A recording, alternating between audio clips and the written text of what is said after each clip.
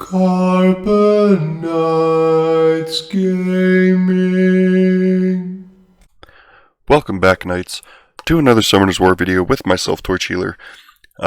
Today we're going to continue looking into the boss stages of TOA, and I think I'm going to look at the one today that I personally found the hardest when I was first going through TOA.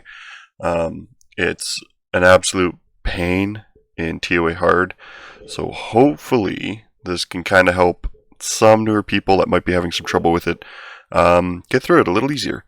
So, finish up this Giants run, see what we got. Now you'll notice I have a ton, I have a ton of energy, and the reason is because I've been busy with work, I've been busy with home renos, I haven't been playing the game as much as I should be, and I apologize to my guildies if any of you guys are watching the videos, but I've been a little busy, so let's see what we're going to look into today. Get rid of that. Alright, so we're not looking at hard. We're looking in the normal section. And I think it is 70. Yes, it is. So TOA, it's 70 this month on normal, which means it'll probably be 80 next month on hard. I think that's the way it works. It either goes up one level or down one level. I don't really remember. So we're looking at TOA 70. Artamiel. And now the thing with the Artamiel is he's got the light bear, I forget which bear it is, and then he's also got the Wind Monkey King. All of them revenge. Every last one of them revenge. Have a chance to revenge at least. Artamiel revenges, or gets a turn, not necessarily a turn, but attacks you whenever there's a crit. Wind Monkey has a chance, like a percentage chance, and I think the light bear does as well. So, what do we want to do? Well, Artamiel has a heal, so a heal block isn't a bad idea. So who has a good heal block? Lauren. So we're going to keep Lauren in there. I'm just looking at the team that I ran last time. Fran, attack buff and immunity, never a bad thing. Vertiheal. Vertiheal has high crit rate and is designed to crit. So maybe Vertiheal isn't our best option. And the reason is because he's just going to constantly be hit. So let's get rid of Vertiheal. And then Sigmaris. Sigmaris can freeze. It's not bad. Who can we put in the place of Vertiheal? What do you want? In a situation like this where something always has the chance to revenge you, you want stuns. Stuns, freezes, anything that gives you that crowd control. And what's a great free-to-play monster that gives stuns? Obviously, we're going to go with Veramos. Now, I was talking to Poseidon about this, and he had a really good plan for his team. It was going to be essentially a Veramos and then 4 Lulus. The problem is, I don't think there's enough heal block there to get that Artamiel down. So, Poseidon, I'll let you give that one a try. If you want to make a video on it, it's all yours. But I'm going to give this team a try. I've got some freeze, I've got some heal.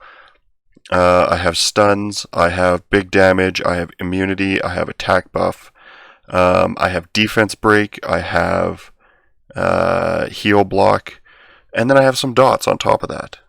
So, let's give this a go, see if it works for us. And now, I don't know, I think I took a speed leader skill. You don't necessarily need to. Speed would work, attack would work, HP would work, that was set on auto. Alright. So the first stage is a pain, right? Everybody knows Antares is just a pain to deal with. But just as much of a pain is the dark one. So we want to get rid of the Antares because we don't want them to be taking extra turns. Turns out that, Sigmaris does a pretty good job of that. So let's just whittle our way down here. Let's get rid of this guy. The rest are all frozen, which was a really nice thing. Maybe get a dot on here. No. Get rid of you. Get rid of you. Excellent. So now, the pain about the dark one is that he gains extra defense and hits a little harder when his allies are dead. But if he's not getting a turn, just like before, if we're constantly reducing the attack bar, there's not going to be that many turns. Now, with this boss, once we get there, Artamiel actually gains attack bar with his passive. So controlling him is a lot different. But he's also a defense-based monster, so you want to get a defense break on him pretty quickly and try and keep it on him. Who do we want to get rid of here? Sigmaris isn't really scaring me too much on this team. The Wound Hack, or the Dark, what the hell are they called? I don't know, Stick Boy, or whatever. They can stun and then give themselves a bit of a shield. So we want to make sure that they go down quickly. Luckily, we got some good stuns with our Veramos.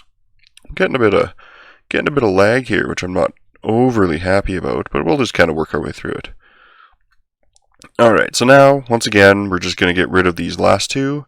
And like I said before, this is TOA hard, or TOA normal on stage 70.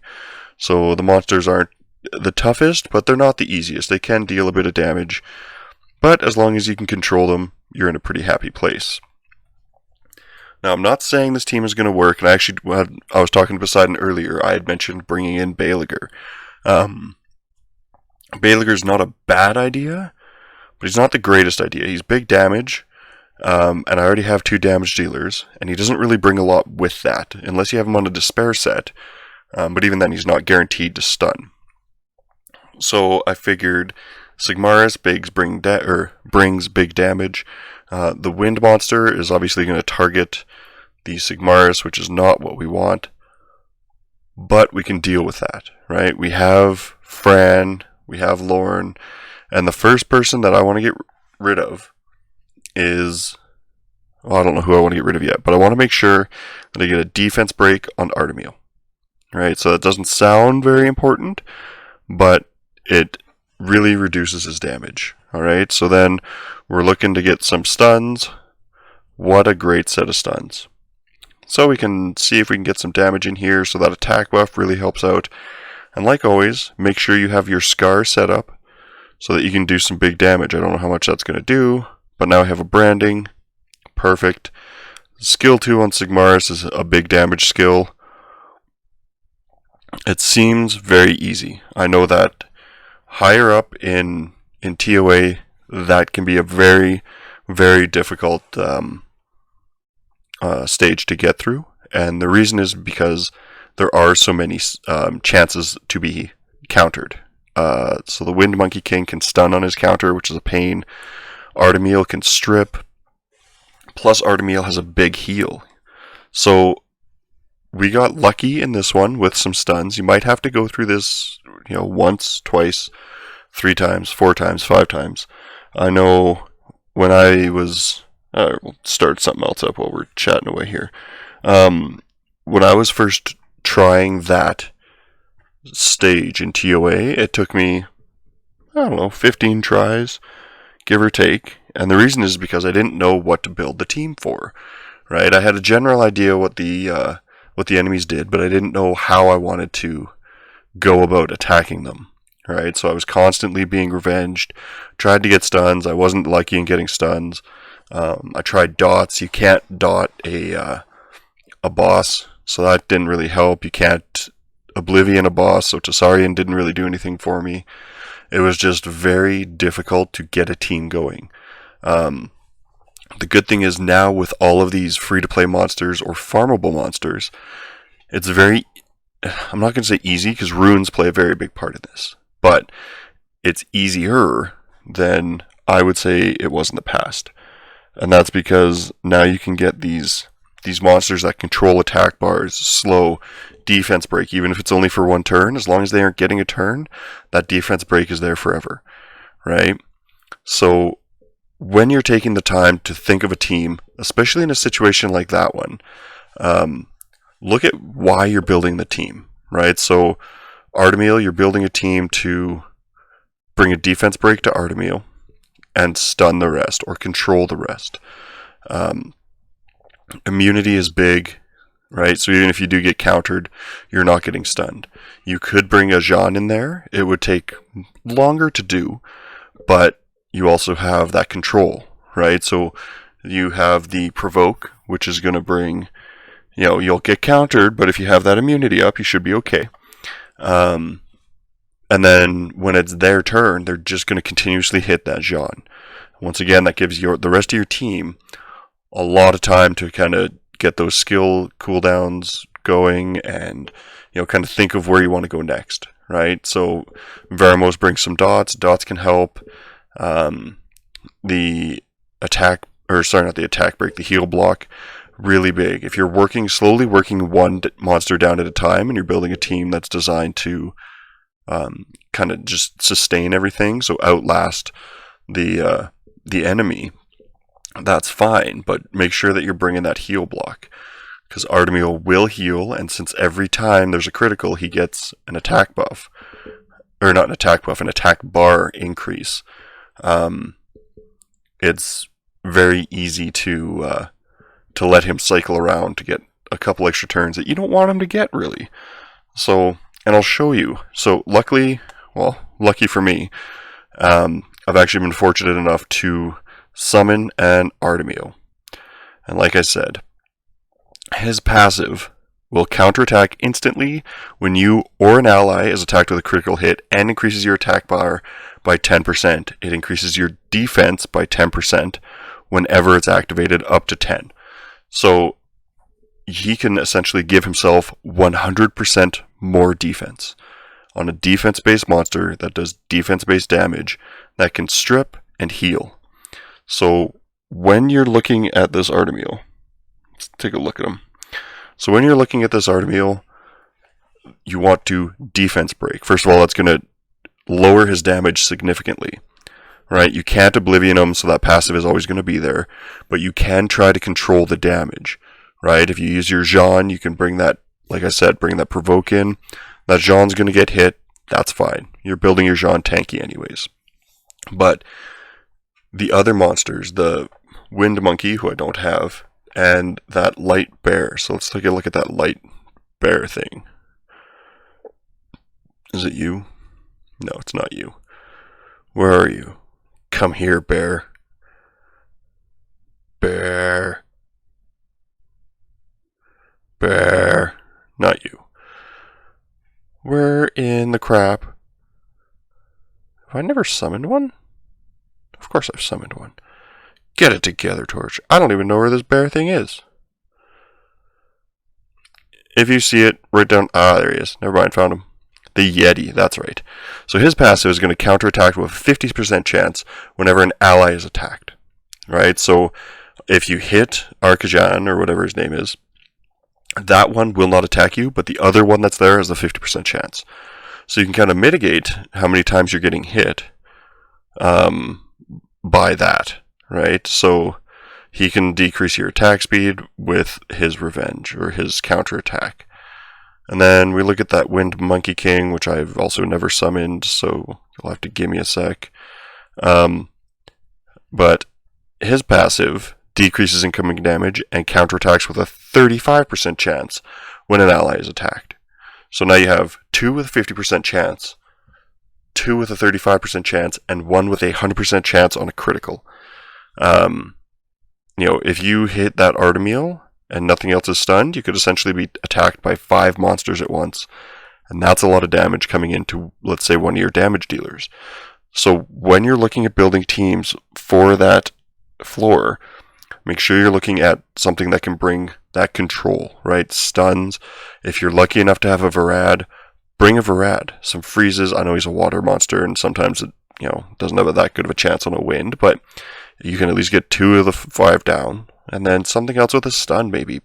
Varad and a Veramos. They're both HP leads. Can be quite helpful. A defense break. Lauren is amazing for defense break. If you're slowly whittling each of them down, Lauren's going to keep reducing that attack bar. Once you get down to that Artamiel, you're going to have a constant defense break. You can have a heal block. And you're going to be reducing the attack bar. Now, Artamiel does get his attack bar back, but at least you're slowing that process down.